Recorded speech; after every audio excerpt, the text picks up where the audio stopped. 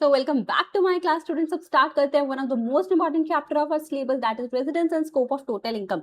ये क्लास किस किस के लिए एप्लीकेबल है? तो हाँ जी, सीए और सीएमए इंटरमीडिएट स्टूडेंट्स आप दोनों इस क्लास से जो है अच्छे से रेजिडेंस वाला चैप्टर सीख सकते हो। आज जो हम क्लास में पढ़ेंगे ना वो टॉपिक रहेगा रेजिडेंशियल स्टेटस। देखो अब ये रेजिडेंशियल स्टेटस में ये जो चैप्टर है ना कंप्लीट ये दो पार्ट्स में डिवाइड है। एक तो कि रेजिडेंशियल स्टेटस कैसे डिटरमाइन करते हैं दैट इज सेक्शन नंबर 6। उसके बाद हमारे पास बात आती है डीम्ड इनकम यानी कि स्कोप ऑफ टोटल इनकम की जो हम कल पढ़ेंगे। ठीक है, तो आज हम करते हैं रेजिडेंशियल स्टेटस। अब देखो हमारे पास ना जितनी भी कैटेगरी ऑफ पर्संस हैं लाइक इंडिविजुअल हो गया, हिंदू अनडिवाइडेड फैमिली है, कंपनी है, लोकल अथॉरिटी है, आर्टिफिशियल जुरिडिकल पर्सन है, फर्म्स है, इन सबके केसेस में ना हमें क्या करना पड़ता है, उनका ये डिटर्मिनेशन करना है कि वो प्रीवियस ईयर में इंडिया में कितने दिन थे। बट इससे क्या फर्क पड़ेगा? साफ सी बात है, एक बात याद रखो कि जो पर्सन जितने ज्यादा से ज्यादा दिन इंडिया में था, ठीक है, उसको ज्यादा टैक्स देना पड़ेगा। बट ऐसा क्यों हो रहा है? मतलब इंडिया में रहना क्या गुनाह है? नहीं नहीं, ऐसा कुछ नहीं है। देखो बेसिकली हमने बात करी कि टैक्स एक ऐसी फीस है जो कि कॉमन पब्लिक से या फिर हर किसी से वो इसलिए ले रहे हैं जिससे कहीं ना कहीं वो उस पैसे को जो है पब्लिक एक्सपेंडिचर पे लगा सके। यानी कि जैसे मान लो पब्लिक वेलफेयर के लिए लगा सके, रोड्स बना सके, कोई वैक्सीनेशन है वो प्रोवाइड करवा सके, वो सब। तो उन्होंने कहा भी जो इंडिया में रहा ही नहीं उससे ये पैसा क्यों लेना, जो ज्यादा इंडिया में रहेगा ना उससे ज्यादा टैक्स लेंगे। ठीक है, तो रेजिडेंशियल स्टेटस हमें ये बताता है कि किसको कितना टैक्स लगेगा, कि टैक्स लगेगा कितना। और ये है स्टूडेंट सेक्शन नंबर 6। कौन सा है? Section number 6। और इसमें से 110% आपको क्वेश्चन मिलने वाला है। तो करें, पहली कैटेगरी के बारे में हम बात करते हैं, इंडिविजुअल। फर्स्ट कैटेगरी कौन सी होती है? इंडिविजुअल। सो इंडिविजुअल के बारे में बात करने हैं। तो first category is about the residential status of individual. अच्छा, आप कोई भी बुक फॉलो कर रहे हो, नो इशू, आप यहाँ से जो मैं आपको पूरे नोट्स लिखवा रही हूँ वहां से कर सकते हो। जो बुक देख रहे हो उसी को बस साथ साथ करते हुए चलो। ठीक है, अब कौन कौन से अटेम्प्ट्स के लिए एप्लीकेबल है? तो सीए सीएमए इंटरमीडिएट स्टूडेंट्स आपके सितंबर 26, दिसंबर 26, जैन 27 सबके लिए ये जो है ये टॉपिक एप्लीकेबल है और बहुत इंपॉर्टेंट है। So residential status of individual, residential status of individual. अब यहाँ पर देखो, इंडिविजुअल के केस में ना हमारे पास दो बातें आती हैं, या तो जो इंडिविजुअल है वो रेजिडेंट होगा या वो नॉन रेजिडेंट होगा। या तो क्या होगा? रेजिडेंट होगा या फिर वो नॉन रेजिडेंट होगा, यानी कि एनआरआई होगा। हाँ जी, एनआरआई कौन होता है ना, अब देखते हैं। ऐसा नहीं होता कि 2 दिन के लिए आपका फ्रेंड जो है फॉरेन घूमने गया, अरे भाई तू तो एनआरआई हो गया। नहीं, वो एक्चुअल में एनआरआई नहीं होता, उसको तो बस हमने ऐसे ही बोल दिया। अब यहाँ पर स्टूडेंट, अच्छा हाँ, एक और इम्पॉर्टेंट बात, as it is an exam oriented batch, as you all know chapter number 1 we have already covered। तो स्टूडेंट्स इसमें मैं जो स्पीड है थोड़ी सी फास्ट रख रही हूँ जिससे कम टाइम में, हमारे एग्जाम्स आने वाले हैं ना, तो कम टाइम में हम ज्यादा से ज्यादा सिलेबस कवर कर सके। और आई विल एश्योर स्टूडेंट्स की आपका जो है 100% सिलेबस यहाँ पर कवर हो जाएगा कंसेप्ट वाला। ठीक है, साथ ही साथ जो इंपॉर्टेंट क्वेश्चन होंगे हम वो भी करते चलेंगे। ओके चलो लेट्स डू इट। अब रेजिडेंट स्टूडेंट, अगर कोई भी पर्सन रेजिडेंट है, वो रेजिडेंट कब होता है? अगर वो इन बेसिक कंडीशंस को सेटिस्फाई करता है। ठीक है, बेसिक कंडीशंस को सेटिस्फाई कर रहा है। कौन कौन सी बेसिक कंडीशंस है? उसने बोला भाई section number 6 sub section number 1 of income tax act 1961 हमें कहता है कि मैं ना आपको अभी दो बेसिक कंडीशन बता रहा हूं। अगर किसी भी इंडिविजुअल ने वो दो से बेसिक कंडीशन में से कोई एक भी पूरी कर ली ना, तो उसको हम इंडिया का रेजिडेंट बोल देंगे। अब कई बच्चों के मैसेजेस आएंगे, मैम यानी उसको नागरिक बोल देंगे। नहीं बच्चों, नागरिक होता है सिटीजन। सिटीजनशिप और रेजिडेंशियल स्टेटस बिल्कुल टोटली डिफरेंट होता है। सिटीजनशिप देखो, आपको इंडिया की नागरिकता मिली या किसी और कंट्री की नागरिकता मिली, सिटीजनशिप मिली, वो अलग चीज है। Residential status is based on the number of days of stay in India, कि आप कितना इंडिया में रह रहे हो। ठीक है, अच्छा अब कौन सी वो दो बेसिक कंडीशन है, जरा फटाफट से मेरे साथ रिपीट करोगे क्या? कौन सी कंडीशंस है? यानी इन दो बेसिक कंडीशंस में से कोई भी एनी वन ऑफ टू, दो में से कोई एक भी पूरी हो गई ना, तो हम कहेंगे हाँ भाई ये पर्सन जो है रेजिडेंट है। पहली कंडीशन आती है कि स्टूडेंट उसका जो प्रीवियस ईयर का स्टे था, यानी वो प्रीवियस ईयर में इंडिया में कितने दिन रहा है? Stay in India, stay in India in previous year for at least 182 days। But I am saying at least 182 days। अब देखो एटलीस्ट मतलब कम से कम अगर वो प्रीवियस ईयर में इंडिया में 182 days था ना, तो इन दैट केस हम कहेंगे हाँ वो रेजिडेंट है। या फिर सेकंड कंडीशन, कई बार होता है भाई चलो भाई वो इंडिया से बाहर ना ज्यादा ही घूम रहा था, तो इन दैट केस उसका प्रीवियस ईयर में जो स्टे है, स्टे इन इंडिया, ठीक है, प्रीवियस ईयर में उसका कितना स्टे हो, प्रीवियस ईयर में भाई उसका स्टे कम से कम 60 डेज का तो जरूर हो। कितना हो, 60 डेज। अब यहाँ पे मैंने ऐसे क्यों बोला, क्योंकि मैंने बोला प्रीवियस ईयर में 60 डेज होना चाहिए। अच्छा मैम फिर 60 डेज तो कोई भी पूरा कर ले। इसके साथ एक कंडीशन और है, that is a cumulative condition, यानी एक तो उसका स्टे होना चाहिए प्रीवियस ईयर में 60 डेज का, प्लस ये जो प्रीवियस ईयर है स्टूडेंट्स हमारा, ठीक है, यहाँ पर देखो, यहाँ पर देखो हमारे वाले केस में प्रीवियस ईयर क्या है। अच्छा एक बात बताओ मैम, प्रीवियस ईयर तो हमारे वाले केस में हो गया, यहाँ से समझो 25-26, यस हमारे एग्जाम्स के लिए 25-26 है ना। तो स्टूडेंट मान लो ये प्रीवियस ईयर की टेबल है, तो प्रीवियस ईयर तो यहाँ हो गया 2025-26, इसमें उसने कहा कम से कम 60 दिन वो इंडिया में हो, कम से कम 60 डेज का उसका इंडिया का स्टे हो। साथ की साथ में व्हाट दे आर सेइंग कि इसके पिछले 4 प्रीवियस ईयर्स में, किसमें, 4 प्रीवियस ईयर में, यानी ये 25-26 है ना, इसके पिछले 4 साल निकाल लो, 1 2 3 4, यहाँ पर कौन सा प्रीवियस आ रहा, प्रीवियस ईयर आ गया, जल्दी बताओ, 24-25, यहाँ कौन सा हो गया 23-24, हेयर 22-23, ठीक है, और यहाँ कौन सा हो गया 21-22। उसने कहा इन चारों सालों में मिलाकर, इन 4 इयर्स में मिलाकर उसका जो स्टे था इंडिया में वो कम से कम कितना होना चाहिए, 365 डेज होना चाहिए। कितना, 365 डेज। यानी अगर ये दोनों कंडीशन सेटिस्फाई होती हैं, इट मींस प्रीवियस ईयर में स्टे 60 डेज था, प्लस उसके पिछले 4 प्रीवियस ईयर में 365 डेज का अगर उसका प्रीवियस ईयर स्टे था, चारों का मिला के अगर 365 भी था ना, तो हम कहेंगे yes he is a resident in India. Clear. चलो प्रीवियस ईयर में 60 days plus 4 years immediately preceding the previous year, immediately preceding the previous year,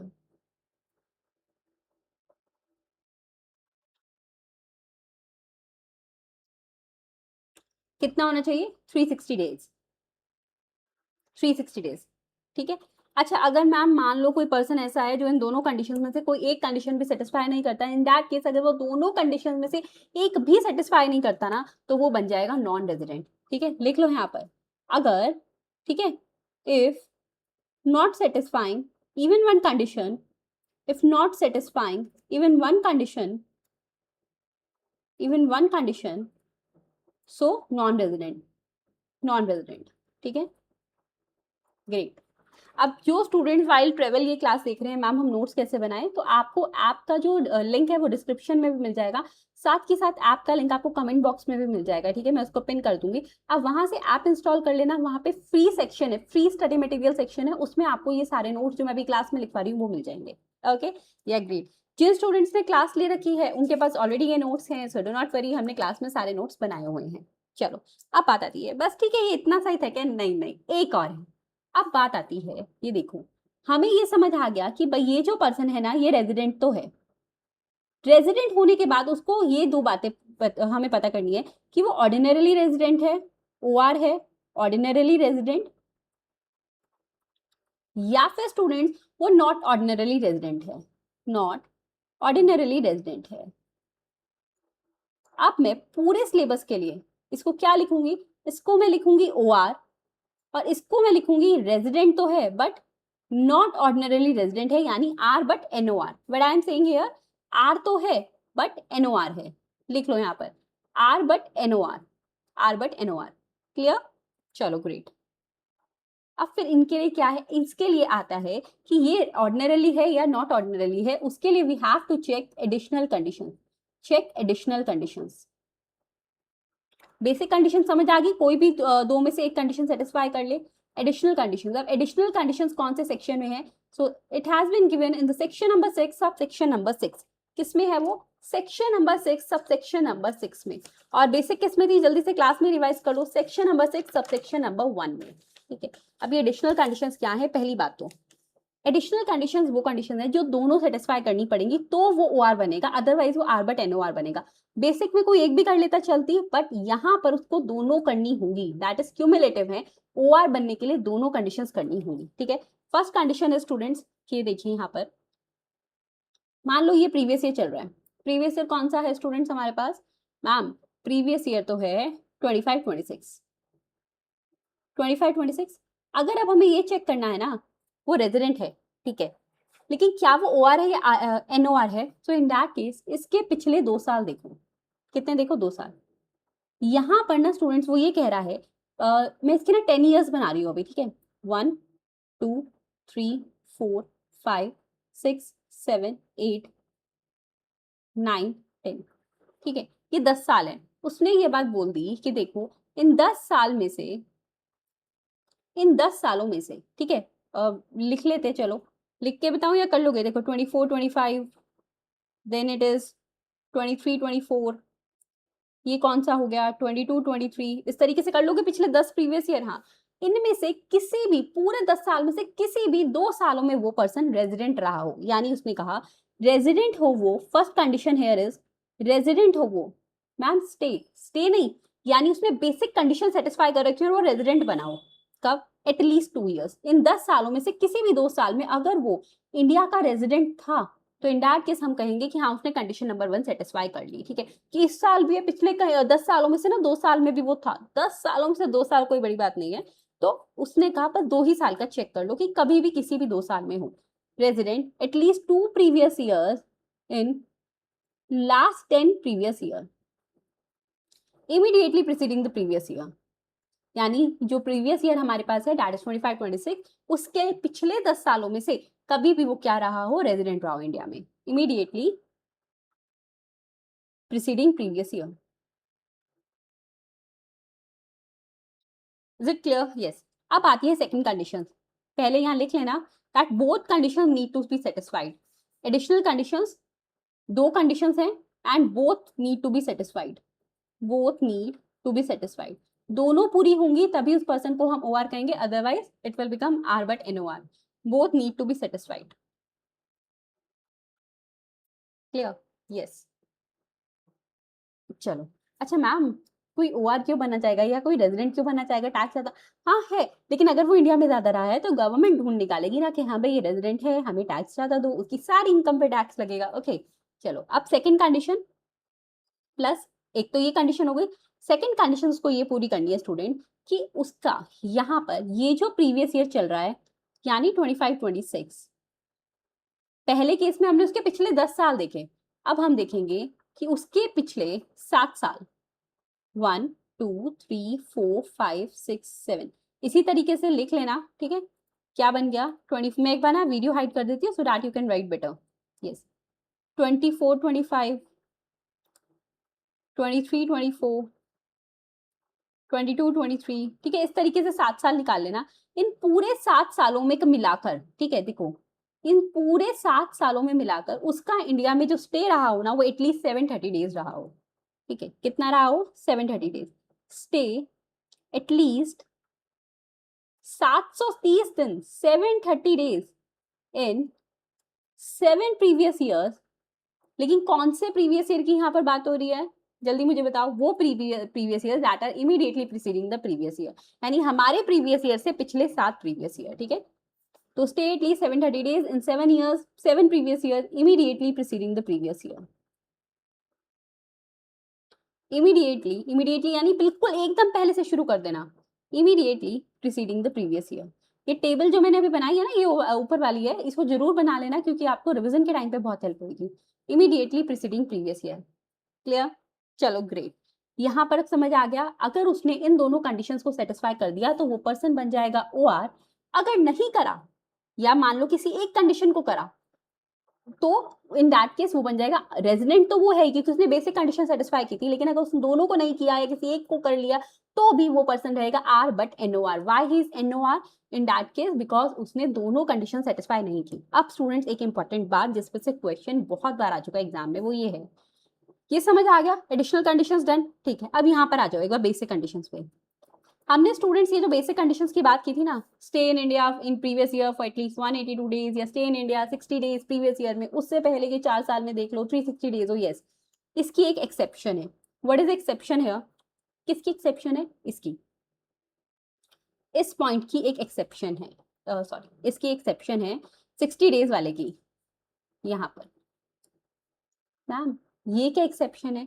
यानी वो कह रहा है कुछ पर्सन ऐसे हैं जिनको इंडिया में रेजिडेंट सिर्फ तब मानेंगे अगर वो ये फर्स्ट कंडीशन सेटिस्फाई कर रहे होंगे। ऐसा कैसे हुआ पता है? एक्चुअली में हुआ क्या ना, एक पर्सन था चिंतामणि, ठीक है, वो ना इंडिया के बाहर चला गया जॉब करने के लिए, ओके, बट इंडिया में तो उसको आना ही था भाई, रिलेटिव्स इंडिया में रह रहे थे, उसके पेरेंट्स इंडिया में रह रहे थे, वो इंडिया में आता पेरेंट्स के पास मिलने, ऐसे कर करके उसके पिछले 60 दिन हो जाते पूरे, मिला के भी 60 दिन तो रह गए वो, ठीक है।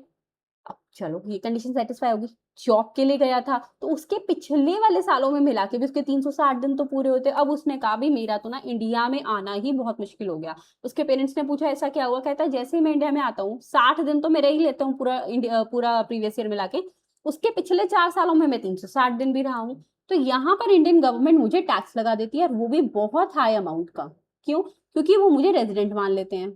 अब ऐसे केसेस के लिए इनकम टैक्स एक्ट ने बोला भाई इंडिया में आने से घबराओ मत, अपने रिलेटिव से मिलने से घबराओ मत, हम आपके लिए एक्सेप्शन लेकर आते हैं, ठीक है। अब एक्सेप्शन, ऐसी एक्सेप्शन जहां पर उस पर्सन को रेजिडेंट सिर्फ तब मानेंगे अगर उसने बेसिक कंडीशन नंबर 1 सेटिस्फाई की होगी, यानी प्रीवियस ईयर में एटलीस्ट 182 डेज रहा होगा, ठीक है। 60 डेज वाला पॉइंट, टाटा बाय बाय। अब वो कौन सी है, लिखो स्टूडेंट, एक्सेप्शंस और बेसिक कंडीशन नंबर 2 लिख लेना। यहाँ पे मैं आपको एक्सेप्शंस बता रही हूँ और बेसिक कंडीशन नंबर 2। अब वो रेजिडेंट ही नहीं होगा अगर 182 डेज नहीं रहा होगा, सेकंड वाली कंडीशन चेक ही नहीं करी, तो इन दैट केस ओआर एनओआर की तो बात ही नहीं आती। Exceptions of basic condition number 2, जहां पर सेकंड कंडीशन नहीं देखेंगे। पहला केस तो यहाँ पर आता है, पहली बात एक बात ध्यान रखना, जहां पर मैं मार्क कर रही हूँ इंडियन सिटीजन, तो मान लेना ये सिर्फ तब उस पर्सन के लिए एप्लीकेबल है ये एक्सेप्शन जो इंडिया का सिटीजन भी है, इंडिया की नागरिकता उसके पास है, ठीक है। लिखो स्टूडेंट, इंडियन सिटीजन, अगर कोई इंडियन सिटीजन है, पहली वही जॉब वाली बात आ गई, हाईलाइट कर लेना, इंडियन सिटीजन की बात है, जिसने पिछले साल इंडिया से इसलिए गया था क्योंकि वो बाहर जाकर जॉब कर रहा है। उसकी प्रॉब्लम समझ गए ना हम कि भाई इतना तो हो रहा था, तो ये थोड़ा है कि वो आने से भी घबराए। अब so Indian citizen leave India, leave India, उसने ड्यूरिंग द प्रीवियस ईयर वो इंडिया से इसीलिए गया था for employment purpose outside India, for employment purpose outside India. अगर वो पिछले सॉरी नॉट द पिछला साल, प्रीवियस ईयर से ना, वो माइंड में बेसिक इंग्लिश वाली बात नहीं, प्रीवियस ईयर 25-26 में वो इंडिया छोड़कर इसलिए गया क्योंकि वो बाहर अब जॉब करेगा, तो उसके केस में हम सेकंड कंडीशन नहीं देखेंगे, सिर्फ और सिर्फ फर्स्ट कंडीशन देखेंगे, leave India during the previous year for employment purpose outside India, ठीक है।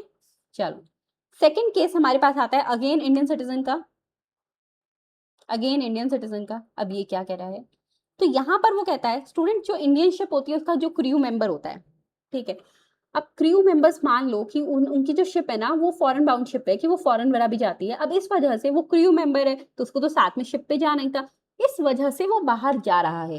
अगर वो इस वजह से बाहर जा रहा है तो भाई बाहर जा रहा है ना वो, वहां पे भी उसको टैक्स वगैरह काफी देना पड़ेगा, ठीक है।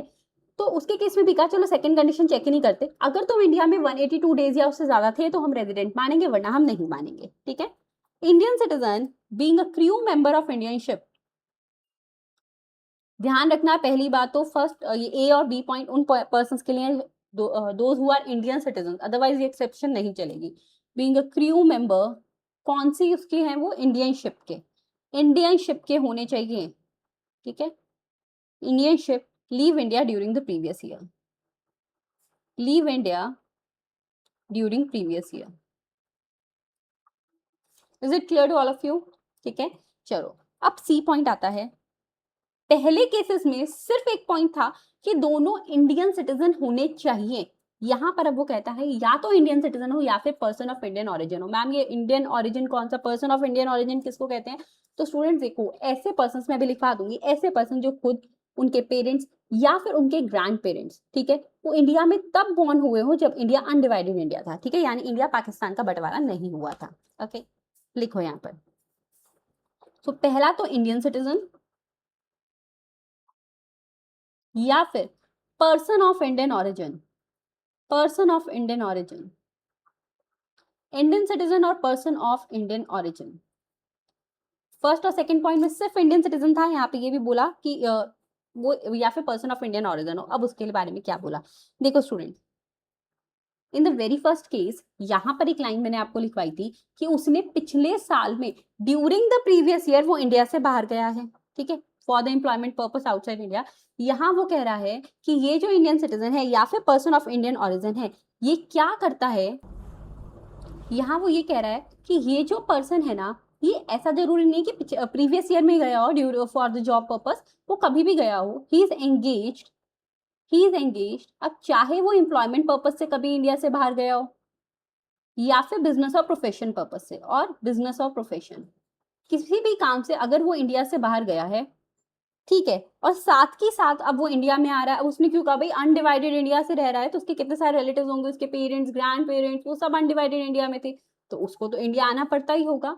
तो उन्होंने ये बोला कि यहाँ देखो, एंगेज इन एम्प्लॉयमेंट और बिजनेस और profession and visiting India during previous year, वो प्रीवियस ईयर में इंडिया में आ रहा है, और साथ के साथ उसकी जो टोटल इनकम है ना, एंड इस टोटल इनकम वो कितनी है, टोटल इनकम देखेंगे, बट वो इनकम जो फॉरेन सोर्सेस से नहीं है, इंडियन सोर्सेस से देखना है, ठीक है। So excluding income from foreign sources, हम फॉरेन सोर्सेस वाली इनकम भी नहीं देख रहे, excluding income from foreign sources, foreign source की इनकम नहीं देखनी, सिर्फ इंडियन इनकम देख रहे हैं हम। अप टू ₹15 लाख है, कितनी है, अप टू ₹15 लाख है। सो इन दैट केस उसने बोला भाई सेकंड वाली कंडीशन एप्लीकेबल नहीं होगी, सिर्फ फर्स्ट कंडीशन एप्लीकेबल है। क्या बोला, सिंपल सी बात है, कोई पर्सन इंडियन सिटीजन हो या पर्सन ऑफ इंडियन ओरिजिन हो, उसकी इनकम 15 लाख तक की थी, किसमें, प्रीवियस ईयर में, हाँ ये लिख लेना जरूर, प्रीवियस ईयर 25-26 में उसकी इनकम 15 लाख तक की थी।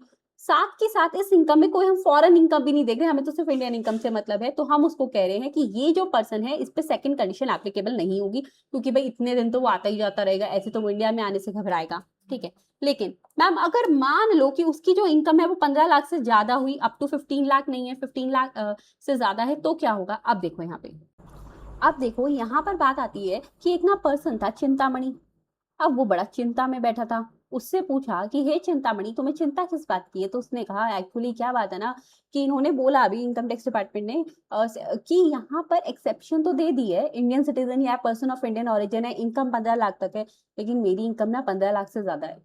तो मैंने उसको कहा एक बात बताओ, तुम्हारी इनकम तो 15 लाख से ज्यादा है, लेकिन एक्सक्लूडिंग फॉरेन सोर्सेज है। उसने कहा हाँ, फॉरेन सोर्सेज भी ऐड नहीं कर रहा, फिर भी 15 लाख से ज्यादा है, इसका मतलब मेरे पे सेकंड बेसिक कंडीशन अप्लाई होगी क्या, रुक जाओ। अब यहाँ पर क्या होगा, अगर चिंतामणि की income, if income exceeding ₹15 lakh, तो देखते हैं क्या होगा, इफ इनकम एक्सीडिंग ₹15 लाख, और ये किसके बारे में बात हो रही है स्टूडेंट, उसी पर्सन के बारे में बात हो रही है, यानी कि जो सी कैटेगरी हमने पढ़ी है, इंडियन सिटीजन या फिर पर्सन ऑफ इंडियन ओरिजिन, ठीक है, जिसकी इनकम यहाँ पर क्या है और वो बाहर क्यों गया है, एम्प्लॉयमेंट या फिर बिजनेस या प्रोफेशन पर्पज से, उसको ये कह दिया एक काम करते हैं, तुम्हें भी एक रिलीफ देते हैं कि तुम्हारे केस में ना सेकंड बेसिक कंडीशन तो एप्लीकेबल होगी। अब ये परेशान हो गया, कहता फिर क्या रिलीफ दिया तुमने जब सेकंड बेसिक कंडीशन तो एप्लीकेबल होगी। उसने कहा लेकिन वैसे सेकंड बेसिक कंडीशन में होता है कि प्रीवियस ईयर में 60 डेज चेक होते हैं ना, जाओ तुम्हारे लिए दिन हमने डबल कर दिए, खुश हो जाओ। मतलब यहाँ 60 डेज नहीं, प्रीवियस ईयर में 120 डेज चेक होंगे। इसका मतलब उसके केस में स्टूडेंट्स ये चेक होगा कि प्रीवियस ईयर में, देखो अगर ये केस हुआ तो it means we have to check कि ये जो प्रीवियस ईयर था ना 25-26 which is applicable for our examination, तो यहाँ पर तो उसकी इनका उसका स्टे था 120 डेज का, ठीक है, एटलीस्ट 120 डेज का, और इसके पिछले 4 सालों में, यानी दिस प्रीवियस ईयर 1, 2, 3 एंड 4, इसका मिलाकर स्टे वही ही, यानी कि 360 डेज, ठीक है, समझ आ गया। अब यहाँ पर उसने ये बोल दिया कि चलो तुमने इसका मतलब मुझे रेजिडेंट बना दिया, हाँ ठीक है, एक फायदा करवा दिया, 60 नहीं 120, लेकिन फिर भी अब तुम मुझे रेजिडेंट भी मान रहे हो, तो क्या मैं एडिशनल कंडीशंस भी चेक करूँ क्या। तो इनकम टैक्स डिपार्टमेंट ने बोला चलो एक काम करते हैं, ये वाली जो कैटेगरी है, कौन सी वाली कैटेगरी की मैं बात कर रही हूँ, ये वाली जो कैटेगरी है ना, यहाँ पर उसको बोल दिया एक रिलीफ तो दे दी कि तुमको एक काम करते हैं 120 डेज चेक करेंगे, 60 चेक नहीं करेंगे। 120 डेज रहे थे तो हम तुमको देखेंगे कि तुम्हारे पिछले 4 सालों में क्या 360 दिन भी थे, तब तुमको रेजिडेंट मानेंगे। लेकिन ये category, this category will always be R but NOR, इसके लिए कोई एडिशनल कंडीशंस चेक नहीं करनी, ये हमेशा नॉट ऑर्डिनरली रेजिडेंट रहेगी, इससे टैक्स बाकियों के मुकाबले कम लिया जाएगा, ठीक है। सो category this category will always be R but NOR, यानी रेजिडेंट तो है but not ordinarily resident. Clear है? आई होप सबको क्लियर होगा, कहीं कोई डाउट नहीं है, कोई क्वेरी नहीं है आपको, ठीक है। आर बट NOR है, okay. It means additional conditions check ही नहीं करनी। लिख लो चाहे तो कि it means no need to check additional conditions. It means no need to check additional conditions.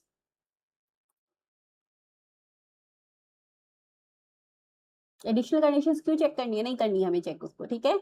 Yes. अच्छा स्टूडेंट्स, एक बात और, as we are going to cover complete syllabus ना, अगर आपको किसी भी चैप्टर का लग रहा है कि मैम इस चैप्टर के हमें प्रैक्टिकल क्वेश्चंस करवा दो या फिर और कुछ आपको MCQ या केस स्टडी बेस्ड चाहिए, तो प्लीज प्लीज ड्रॉप डाउन या कमेंट, आप कमेंट सेक्शन में लिख देना, जिससे कि मुझे भी पता चल सके कि हाँ आपको और क्या चाहिए। हाँ, सिलेबस तो इनकम टैक्स और GST का कंप्लीट होने वाला है यहाँ पर, ओके। चलो देखते हैं। अब यहाँ पर समझ आ गया कि ये जो कैटेगरी रहेगी हमेशा R बट NOR रहेगी, नॉट ऑर्डिनरली रेजिडेंट रहेगी। चलो अब एक काम करूँ, ये Indian citizen, person of Indian origin के लिए मैम कोई समरी बना दो, क्योंकि ऐसे तो ये बड़ी कंफ्यूज कर देगा रिवाइज करते टाइम, ओके। ये नोट्स या तो लिखते चलो या मेरी ऐप से डाउनलोड कर लेना। रीजन बीइंग, जब मैं आपको वो करवाऊंगी ना fast track revision, not the fast track batch, the fast track revision, जिसमें हम क्या करेंगे, फटाफट फटाफट हर लेक्चर में हम एक एक चैप्टर कंप्लीट करेंगे, ठीक है। उसमें मैं यही वाले नोट्स आपको रेफर करवाऊंगी, ठीक है। चलिए अब समरी टेबल, यहाँ मैं एक समरी टेबल बनवा रही हूँ आपको। समरी टेबल किसके लिए? ये समरी टेबल C कैटेगरी के लिए, इंडियन सिटीजन और person of Indian origin. Indian citizen और पर्सन ऑफ इंडियन ऑरिजिन जो बाहर किस लिए गया है, या तो एम्प्लॉयमेंट पर्पज से या फिर बिजनेस और प्रोफेशन के लिए, और पर्सन ऑफ इंडियन ऑरिजिन, ठीक है। अब इसके केस में तीन यहाँ पर बातें हो सकती है ना, तीन के अलावा तो मुझे नहीं लगता यहाँ पर कोई भी और बात बननी चाहिए। मैम ऐसी क्या बातें हैं, आइए देखते हैं। देखो तीन कैटेगरीज कौन सी आ रही है यहाँ पे। The first category will be जहां पर 120 दिन से कम रहा, ओके। देख लेते हैं भाई, एक एक करके तीनों ही कैटेगरी इनफैक्ट देख लेते हैं। तो फर्स्ट कैटेगरी इज जहां पर उसका जो स्टे था प्रीवियस ईयर में वो लेस देन 120 डेज था, okay. Stay in previous year less than 120 days, साफ साफ लिख दें जो हमें रिविजन करते टाइम पे दिक्कत ना आए, ठीक है। Stay in previous year less than 120 days. Second 120 days से ज्यादा है, तो मैम ये थर्ड कैटेगरी क्या बनेगी student? Third category will be 120 days और मोर। ध्यान रखना अगर 120 दिन भी हो गए तो सेकेंड कैटेगरी आएगी, फर्स्ट कैटेगरी नहीं आ रही। 120 डेज और more but less than 182 days, but less than 182 days, and this will be 182 days or above, 182 days or above or more। अब अगर stay in previous year is less than 120 days है, मुझे बात अगर वो 120 दिन भी यहाँ पर ना रहा होता, मैम 120 दिन भी नहीं था प्रीवियस ईयर में, हाँ, इसका मतलब फर्स्ट कंडीशन तो सेटिस्फाई हो ही नहीं रही, नहीं हो रही। सेकंड कंडीशन में भी हमें ये चेक करना था क्या वो प्रीवियस ईयर में 120 दिन था, नहीं था, तो इसका मतलब ये कैटेगरी तो सीधा सीधा नॉन रेजिडेंट हो जाएगी। अब 122 डेज, सॉरी 120 दिन या उससे ज्यादा के लिए, या बट लेस देन 182 डेज के लिए हम क्या देखेंगे? हम उसकी इनकम देखेंगे कि उसकी इनकम कितनी है। आओ देखते हैं। तो अगर तो उसकी इनकम जो है कितनी होनी चाहिए? अगर तो उसकी इनकम जो है दैट इज एक्सीडिंग 15 लाख और नॉट एक्सीडिंग 15 लाख, देखते हैं स्टूडेंट। लिखो if income up to ₹15 lakh, वो कह रहा है भाई जो मेरी इनकम है ना वो तो 15 लाख तक की है, ठीक है। Excluding the foreign sources, yes लिख भी लो यहाँ पर एक्सक्लूडिंग फॉरेन सोर्सेस, मैं फॉरेन सोर्सेस को FS लिख रही हूँ। तो क्या होगा मैम, अगर उसकी इनकम जो है ना वो 15 लाख तक की होती, हाँ जी, तो उसके केस में तो फिर फर्स्ट कंडीशन देखनी, सिर्फ फर्स्ट कंडीशन देखनी थी, हाँ। और यहाँ तो जो स्टे है 182 डेज से कम है, ये तो इसका मतलब ये कैटेगरी भी नॉन रेजिडेंट हो जाएगी। Very good. लेकिन अगर इनकम जो है वो एक्सीडिंग ₹15 लाख है तो क्या होगा? अगर इनकम 15 लाख से ज्यादा है तो क्या होगा? वही एक्सक्लूडिंग फॉरेन सोर्सेस। तो उसके केस में ना मैम आपने ये बताया कि उसके केस में सेकंड बेसिक कंडीशन भी एप्लीकेबल होती है, लेकिन वहां पे 60 की जगह 120 दिन हो जाते हैं। बिल्कुल सही कहा आपने। इसका मतलब स्टूडेंट यहाँ पर क्या होगा कि उसका स्टे इन प्रीवियस ईयर, तो उसने बोल ही दिया कि 120 दिन था बट 182 डेज से कम था, तो हम उसके पिछले 4 साल चेक कर लेंगे। Stay at least 365 days of 4 previous years, ठीक है। और ये प्रीवियस ईयर कौन से होंगे? Immediately preceding the last previous year, immediately preceding the previous year, ठीक है। लिख लो यहाँ पर जो स्टे एटलीस्ट है 365 डेज होगा। अच्छा, अब एक बात और यहाँ पर ना एक मेरे को भी नोट्स में करेक्शन करवानी है, मैंने अभी चेकआउट किया गलती से स्टूडेंट्स, मैंने यहाँ पर आपको चार्ट में तो 365 डेज लिखवा दिया था नोट नंबर 1 में, मैंने इसको गलती से 360 लिख दिया था, इसको 365 कर लेना, ठीक है। बेसिक कंडीशन 1 में हमने जहां पर देखा था कि भाई 60 प्लस पिछले 4 सालों का 365 डेज, मैंने गलती से 360 लिखवा दिया था वहां पे, उसको करेक्शन करके 365 कर लेना प्लीज। क्लियर है? यहाँ पे भी हमने गलती से क्या किया, 360 लिख लिया, इसको 365 करो। ओके, यस यस यस, क्योंकि जीएसटी में मैं कुछ पढ़ा रही थी, उसमें 360 था, वो कुछ यहाँ पे हो गया, तो आप इसको 365 कर लेना। ओके, ठीक है, चलो ठीक है। Stay at least 365 days for the last 4 previous years, for last 4 previous years लिख लो यहाँ पर। आई होप सबने करेक्ट कर लिया होगा, उसको 365 कर लेना प्लीज, 360 नहीं 365 कर लेना। अब बात आती है, बस ये वाला टॉपिक तो यहाँ हो गया, नेक्स्ट हम टॉपिक करने वाले हैं जो एग्जाम में बहुत बार रिपीट हो चुका है, और वो है डीम्ड रेजिडेंट का। मतलब मैम अभी भी इंडिविजुअल चल रहा है? हाँ जी हाँ जी, बिल्कुल इंडिविजुअल चल रहा है। डीम्ड रेजिडेंट, ये रेजिडेंट है नहीं, इसको रेजिडेंट माना जा रहा है। Section number 6, section number 6 subsection number 1, इसके आगे मार्क भी कर लेना, very important for 3 marks question, very important, ठीक है। ये बहुत बार एग्जाम में रिपीट हो चुका है, even as a CA final level ये रिपीट हो चुका है, ठीक है। इसको करते हैं, लेकिन इससे पहले मुझे एक बात बताओ, हमने ये वाली सारी कैटेगरीज तो लिख ली थी मैम, 182 डेज और मोर में क्या? अरे वो तो सिंपल वाले तरीके से रेजिडेंट बन जाएगा ना, यानी उसके केस में तो आपको बेसिक प्लस एडिशनल वो वाली सारी कंडीशन चेक करके हो जाएगा। जो 182 डेज से भी ज्यादा रह रहा है तो उसको तो नॉर्मल वाले तरीके से लेके चलेंगे। Okay, yes, clear? हाँ जी, अब आ जाओ deemed resident. Student, deemed resident that is section 6 subsection 1 क्या कहता है कि अगर कोई भी पर्सन इंडियन सिटीजन है, देखो पहले समझते हैं, फिर उसने क्या कहा कि ये जो पर्सन है ना, ये एक इंडियन सिटीजन है। इंडियन सिटीजन की बात हो रही है, यानी इसके भारत की नागरिकता है, ठीक है, इंडियन सिटीजन है, प्लस इसकी इनकम कितनी है, उसकी income other than foreign sources, हम फॉरेन सोर्सेज नहीं देख रहे, उसकी income other than foreign sources, other than foreign sources, foreign का तो चलो छोड़ो ही, उसको तो हम बात ही नहीं कर रहे, अभी उसको हम बाद में देखेंगे। अदर देन फॉरेन सोर्सेज, अगर उसकी इनकम 15 लाख से ज्यादा थी, मैम अभी तो आपने करवाया था ये पॉइंट, नहीं स्टूडेंट दैट वाज डिफरेंट, उसमें हम बात कर रहे थे इंडियन सिटीजन और पर्सन ऑफ इंडियन ऑरिजिन की, here we are talking about the Indian citizen. आगे देखो बहुत इंपॉर्टेंट है और ये चेंज टॉपिक है, एक्सीडिंग ₹15 लाख, कब? इन प्रीवियस ईयर, ठीक है। प्रीवियस ईयर में जो इसकी इनकम थी ना भाई, वो 15 लाख से ज्यादा थी, और साथ के साथ ये जो पर्सन है ना, इस पे और कोई भी कंट्री किसी भी हिसाब से टैक्स नहीं लगा रही थी। कोई भी कंट्री मान लो, इसकी जो ये जो रह रहा था ना, सपोज कनाडा में रह रहा था, ठीक है, अब वहां पर किसी भी तरीके से इस पे ये करके टैक्स नहीं लगा रहे थे कि अरे आप तो हमारी कंट्री में रहते हो, हमारी टेरिटरी में रहते हो, सो यू हैव टू पे इनकम टैक्स टू अस। नहीं, वहां उस कंट्री पे उस पे टैक्स नहीं लग रहा था। अगर ऐसा है तो उसको हम इंडिया का रेजिडेंट मानकर इंडिया से टैक्स ले, इंडिया में उस पर टैक्स लगेगा। बट ऐसा क्यों? क्योंकि भाई सिटीजन हमारा है, कहीं और टैक्स भी नहीं दे रहा, 15 लाख से ज्यादा की इनकम भी है, तो हम तो टैक्स जरूर लेंगे। ओके, और हमारी इंडियन इनकम पे ही तो ले रहे हैं, कौन सा फॉरेन इनकम पे ले रहे हैं? देखो, plus if he is not liable, plus if he is not liable to tax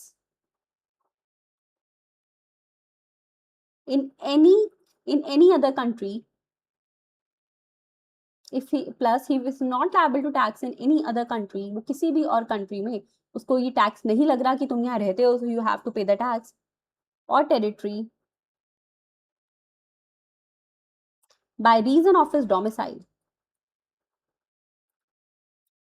by reason of his domicile or residence, ठीक है, कि भाई तुम हमारे यहाँ पे रह रहे हो इसलिए हमें टैक्स हो, इस वजह से उसको और कहीं टैक्स नहीं लग रहा, by reason of his domicile and residence, और या फिर ऐसा कोई भी और क्राइटेरिया और दैट इज सिमिलर क्राइटेरिया, और एनी अदर सिमिलर क्राइटेरिया, ठीक है, तो उसको हम इंडिया का रेजिडेंट मान लेंगे। डीम मतलब होता है मान लेना, था नहीं लेकिन हमने मान लिया, हमारी मर्जी। लेकिन रेजिडेंट तो हम रेजिडेंट तो मान लेंगे, डीम रेजिडेंट मानेंगे, लेकिन नॉट ऑर्डिनरी रेजिडेंट मानेंगे। इतना भी उस पर जुर्म नहीं करेंगे कि तुम्हें हम ओ आर मान के बहुत सारा टैक्स लेंगे, नहीं नहीं, आर मानेंगे, बट चलो एन ओ आर मान लेंगे, ठीक है। Legal students, so always treated as always treated as R but NOR। अब एक बात, तो मैम उसके लिए रेजिडेंट के लिए यहाँ कोई बेसिक कंडीशन चेक नहीं हुई, नहीं होगी, कोई कंडीशन चेक नहीं होगी, सीधी सी बात है, उसने कहा हम आर बट NOR मान लेंगे। लेकिन अगर मान लो यहाँ पर ये रेजिडेंट तो है, लेकिन इसका जो स्टे है ना वो 182 डेज से भी ज्यादा था, यानी ये तो सेक्शन 6 सबसेक्शन 1 के अकॉर्डिंग रेजिडेंट था। फिर डीमिंग सेक्शन नहीं लगेगा, यानी सेक्शन 6 सबसेक्शन 1 नहीं लगेगा, उस केस में सेक्शन 6 सबसेक्शन 1 लगेगा, यानी बेसिक एडिशनल वगैरह चेक कर हम उसको देखेंगे। ठीक है, लिख लो यहाँ पर बट अगर, और ये बहुत इंपॉर्टेंट है, मैं अलग से मार्क कर रही हूँ इसको, बट अगर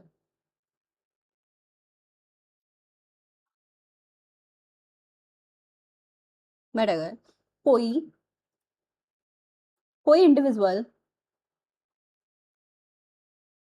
सेक्शन 6 सबसेक्शन 1 के अकॉर्डिंग रेजिडेंट है, सेक्शन 6 सबसेक्शन 1 के अकॉर्डिंग रेजिडेंट है।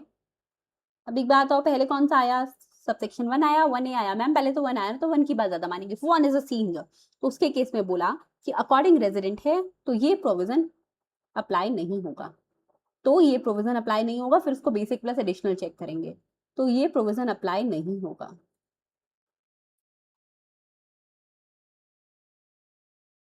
Okay, I hope you got this. Students मैं दोबारा से बता देती हूँ, ये बहुत बहुत बहुत ज्यादा इंपॉर्टेंट है। अब यहाँ पे बात आई, मैम आपने ये बोला यहाँ पर, ये तो इतना ही था, ठीक है, एक टर्म का मतलब समझा रही हूँ, that if he is not liable to tax. तो ये लाइबल टू टैक्स कौन होता है, तो देखो स्टूडेंट्स, लाइबल टू टैक्स का मतलब है कि ना तो उस पे मतलब कौन पर्सन टैक्स की लाइबिलिटी के लिए होता है, who is liable to tax, any person जिस पे कोई इनकम टैक्स लाइबिलिटी आ रही हो, या फिर हमारी लॉ के अकॉर्डिंग उस पर, या फिर जैसे मान लो वो कनाडा में था, ठीक है, तो ना तो उस पर कोई इनकम टैक्स की लाइबिलिटी पड़ रही थी, या फिर उस कंट्री के लॉ के अकॉर्डिंग कोई टैक्स लाइबिलिटी नहीं पड़ रही थी, तो हमने कहा if he is not liable to tax in any other country for the reason of his domicile, ठीक है, तो वहां रहने की वजह से उस पर टैक्स नहीं पड़ रहा, तो हमारे यहाँ का तो वो सिटीजन है ना, हम टैक्स लगाएंगे। ठीक है, तो लिख लो students, liable to tax means, liable to tax means, आपको अभी लग रहा है अरे ये भी लिखने की क्या जरूरत है, बट रिविजन टाइम पर हम भूल जाते हैं, तो प्लीज ट्रस्ट मी, लिखते रहो जो जो मैं लिखवा रही हूँ। Liable to tax means there is an income tax liability, there is an income tax liability. Liable to tax कौन होता है, कि उसके ऊपर कोई इनकम टैक्स लाइबिलिटी होती on such person, on such individual, ठीक है, under law of that country, उस कंट्री के लॉ के अकॉर्डिंग अगर उस पर कोई भी लाइबिलिटी ऑलरेडी होती टैक्स की, तो फिर हम उसको ना कहते कि यहाँ पे भी टैक्स, कि हम तुमको भी अपने हिसाब से सेक्शन 6 सबसेक्शन 1 लगाएंगे, फिर ना लगता, ठीक है, under law of that country. अच्छा, अब यहाँ पर एक पॉइंट और आता है, अब बात आता है कि मैम वहां पे ना पहले टैक्स लग रहा था, लेकिन किसी सेक्शन के अंडर कनाडा में उसको एग्जाम्पशन मिल गई, तो अब उसको क्या मानेंगे, फिर हम उसको मानेंगे एग्जाम्पशन मिली है, बट आ तो टैक्स वाली उसमें आता ना, एग्जाम्पशन मिल गई वो उसकी किस्मत, तो हम यहाँ कहेंगे कि वो भी लाइबल टू टैक्स कैटेगरी में आता है, उसको हम डीमिंग सेक्शन नहीं लगाएंगे, ठीक है, तो यहाँ पे प्लस और किसको मानेंगे कि that person is liable to tax, also includes who has been, कि पहले टैक्स लग रहा था उस पे, but subsequently that person got exempted from the tax liability, okay, who has been subsequently exempted, who has been subsequently exempted from such liability, from such liability, okay, समझ आ गया point, बताओ जी बताओ, जल्दी से समझ आ गया, यस, चलो ग्रेट। अब नेक्स्ट यहाँ पर समझ लेते हैं कि आपने, मैंने बार बार आपको बोला कि उसकी इनकम में से हम फॉरेन सोर्सेज की इनकम को हम एक्सक्लूड रखते हैं, ठीक है, यहाँ पे भी बोला, अभी जब हमने कैटेगरी करी थी जिसमें जो पर्सन है वो इंडियन सिटीजन या पर्सन ऑफ इंडियन ऑरिजिन, तो सबके लिए एक बात बताते हैं कि वो फॉरेन, जो हमने कहा ना इनकम फ्रॉम फॉरेन सोर्सेज, उसका क्या मतलब हुआ, तो देखो student, income from foreign sources का क्या मतलब होता है, लिख लो, income from foreign sources means income which accrues or arises outside India। अब यहाँ पर एक ट्विस्ट भी है, तो उस ट्विस्ट के लिए मैंने ये पॉइंट यहाँ पर ऐड किया, तो लिख लो which accrues or arises outside India।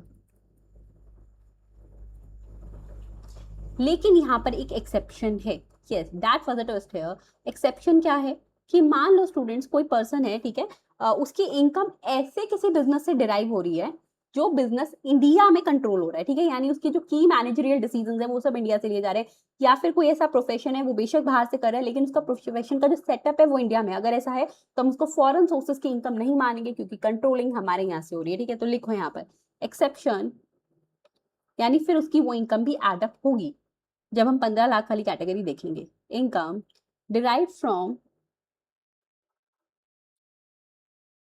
Business controlled in, अगर बिजनेस की बात हुई तो बिजनेस कंट्रोल्ड इन, और अगर प्रोफेशन की बात हुई तो प्रोफेशन सेटअप इन, और प्रोफेशन सेटअप इन इंडिया, ठीक है। अगर इन दोनों में से कुछ भी है और वो इंडिया बिजनेस कंट्रोल हो रहा है इंडिया से या प्रोफेशन सेटअप है इंडिया में, तो इन दैट केस हम उसको फॉरेन सोर्सेज नहीं मानेंगे, हम मानेंगे कि ये तो हमारी इंडियन इनकम ही है, ठीक है। अब बात आती है कि मैम एक आपने बोला था ना कि क्रू मेंबर के लिए एक्सेप्शन है, हाँ जी डेफिनेटली बोला था। तो क्रू मेंबर का क्या मतलब है, मतलब सॉरी, क्रू मेंबर का मतलब तो आपको पता ही है, जो शिप का मेंबर हो, लेकिन उसके केस में उसका पीरियड ऑफ स्टे कितना देखे। देखो स्टूडेंट्स, क्या होता है ना क्रू मेंबर के केस में, जब हमें उसका पीरियड ऑफ स्टे देखना है कि भाई वो 182 डेज वाली कंडीशन सेटिस्फाई कर रहा है या नहीं कर रहा, इनके केस में ना एक सर्टिफिकेट बनाया जाता है, उस सर्टिफिकेट का नाम होता है कॉन्टिन्यूअस डिस्चार्ज सर्टिफिकेट। क्या होता है? Continuous discharge certificate. देखो नाम क्या बताया मैंने सर्टिफिकेट का, कॉन्टिन्यूअस डिस्चार्ज सर्टिफिकेट, ठीक है।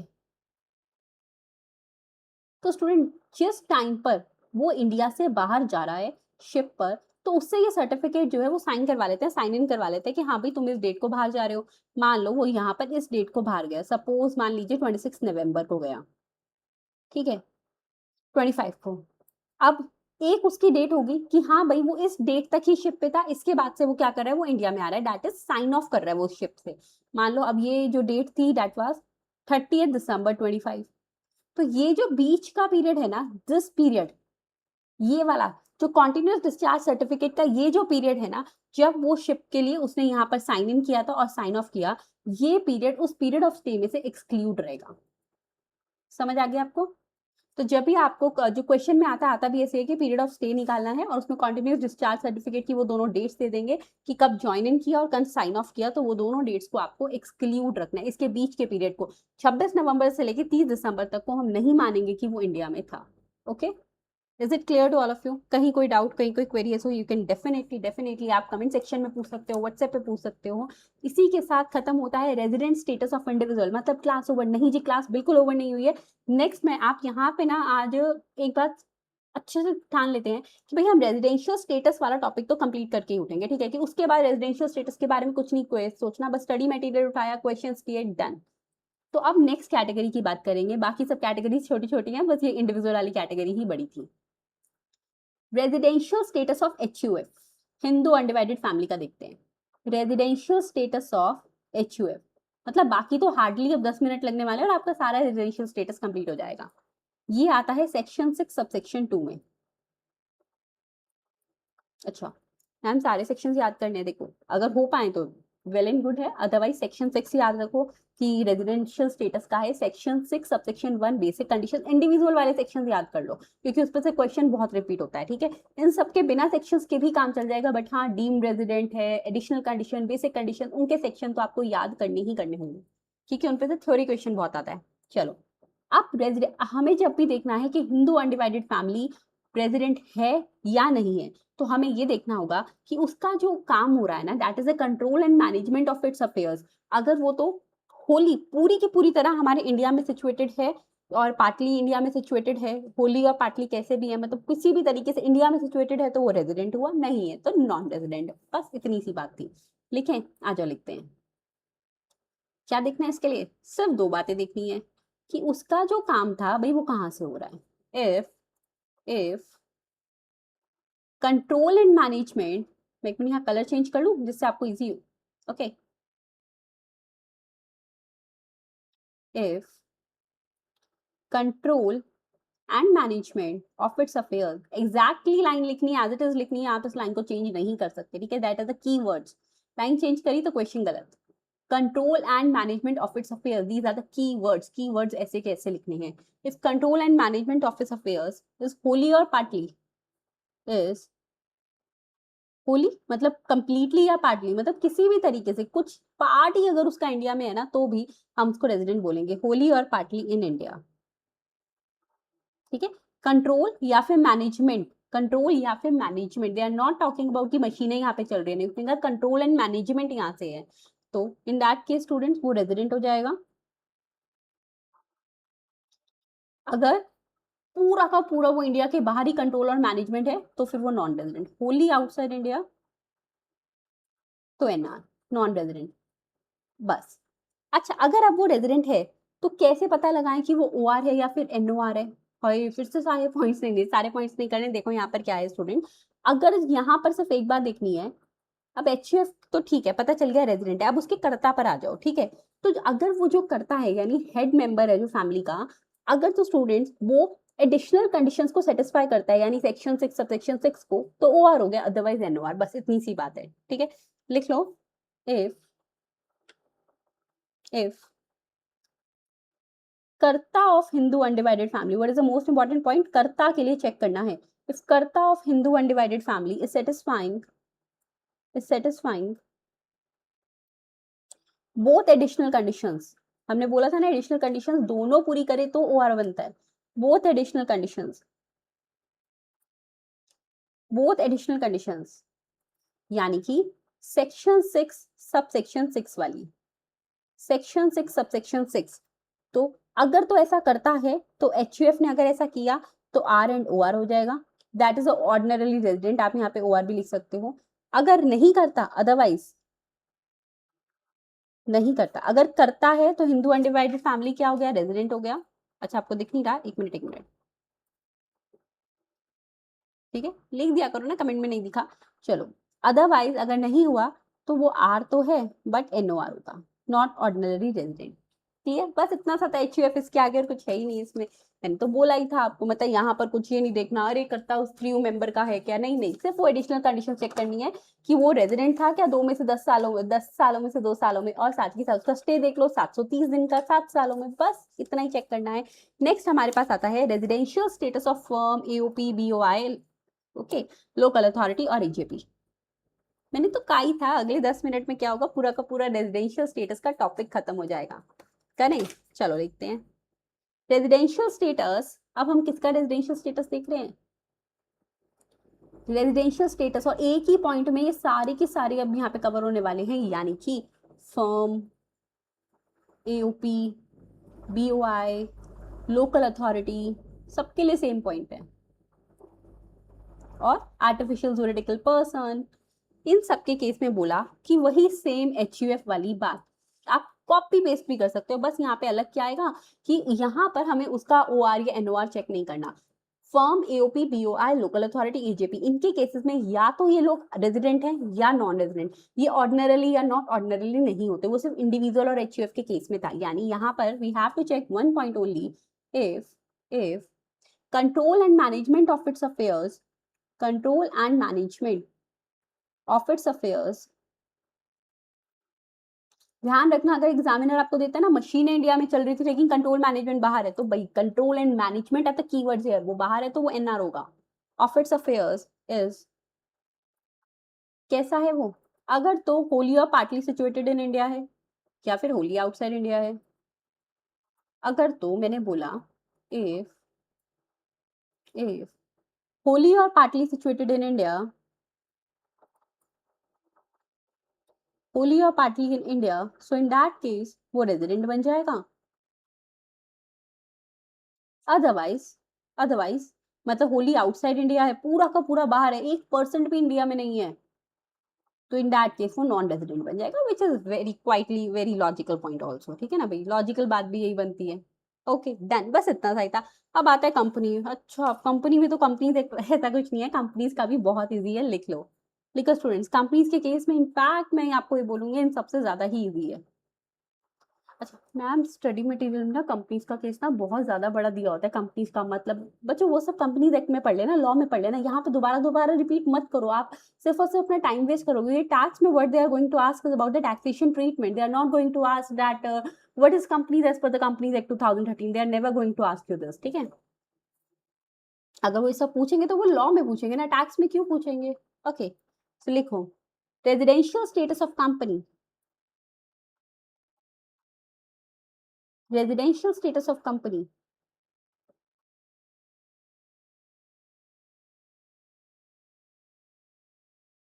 Again I am repeating my self, अगर आपको ये नोट्स अभी नहीं बना पा रहे हो, you want to download these notes, तो just download it from the app free material site, ठीक है। वहाँ पे फ्री मटेरियल सेक्शन है, किसी को ना समझ आए तो you can ask me also कि कहाँ से डाउनलोड होंगे। ओके चलो,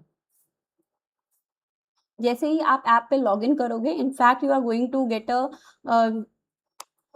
फ्लैश मैसेज जहाँ पर आप मेरे से बात भी कर सकते हो। ओके अच्छा एक बात और, मैम ऐप क्या सिर्फ और सिर्फ एंड्रॉइड यूजर्स के लिए, आईफोन के लिए नहीं है? बिल्कुल है स्टूडेंट्स, आईफोन के लिए भी है। Just give me 5 to 6 days, मैं ये आईफोन के लिए भी अवेलेबल करके आईफोन वाला लिंक भी आपको नीचे दे दूंगी, ठीक है। और अगर किसी का लिंक वगैरह मिस हो जाए तो कमेंट सेक्शन में पूछ लेना। अच्छा अब residential status of company, company के केस में ये देखना है, अगर तो कंपनी इंडियन कंपनी है, बस अगर तो एग्जामिनर ने लिख दिया ना जी ये इंडियन कंपनी है, तो वो रेजिडेंट है, तो वो क्या है, रेजिडेंट है। और अगर वो ऐसी नहीं है, इंडियन कंपनी नहीं, एग्जामिनर ने लिख दिया जी वो इंडियन कंपनी नहीं अदर कंपनी है, तो उसके, मैम नॉन रेजिडेंट नहीं, उसके केस में दो बातें चेक होंगी, उसकी पोएम चेक होगी। कौन सी? ट्विंकल ट्विंकल लिटिल स्टार, नहीं जी नहीं, वो वाली पोएम चेक नहीं होगी। वी आर टॉकिंग अबाउट, देखो हम किसके बारे में बात करें यहाँ पे, पोएम का मतलब है place of effective management. Here poem means, लिख लेना नीचे, poem is equals to place of effective management, ठीक है। ये मेरी सिर्फ एक मेमोरी ट्रिक है, poem exact it is place of effective management, place of effective management. अगर place of effective management previous year में, प्रीवियस ईयर इन इंडिया था, तो उसके केस में स्टूडेंट्स वो रेजिडेंट बन जाएगा। अगर प्रीवियस ईयर में ये जो पोएम थी that is place of effective management that was outside India ना, तो उसके केस में वो नॉन रेजिडेंट बन जाएगा। समझ आ गया? बस इसी के साथ हमारा ये टॉपिक खत्म होता है, दैट इज रेजिडेंशियल स्टेटस। इसके बाद स्टूडेंट्स आपको करना क्या है, आपको स्टडी मटेरियल उठाना है, CA and CMA students both, मैं दोनों से बात कर रही हूँ। आप दोनों को अपने अपने इंस्टीट्यूट का स्टडी मटेरियल देखना है, क्लियर। स्टडी मटेरियल में जितने भी क्वेश्चंस हैं वो एक बार देखो, जहाँ कोई डाउट आता है, क्वेरी आती है, you can ask me directly, ma'am आपसे पूछे कैसे, तो स्टूडेंट्स यहाँ पे डिस्क्रिप्शन में मेरे व्हाट्सएप ग्रुप का लिंक मिल जाएगा, यू कैन ज्वाइन दैट, आप वहाँ पूछ सकते हो। आप जब ऐप डाउनलोड करोगे ना, तो ऐप पे भी आपको ऑप्शन मिल जाएगा चैट का, वहाँ पूछ सकते हो। आप यूट्यूब पे ही कमेंट सेक्शन में भी पूछ सकते हो, ठीक है। So you have 3 modes definitely. I hope सबको अच्छे से समझ आ रहा होगा। ओके मिलते हैं नेक्स्ट क्लास में। मैम नेक्स्ट क्लास में क्या करेंगे, नेक्स्ट क्लास में हम ये चैप्टर कंप्लीट कर देंगे, मतलब scope of total income. Residential status done ना, अब स्कोप ऑफ टोटल इनकम करेंगे, जो बहुत इसी तरीके से और इसी तरीके से नोट्स के साथ करेंगे। क्लास कैसी लगी मुझे कमेंट बॉक्स में बताना जरूर, I am waiting for all of you. Okay bye, have a nice day.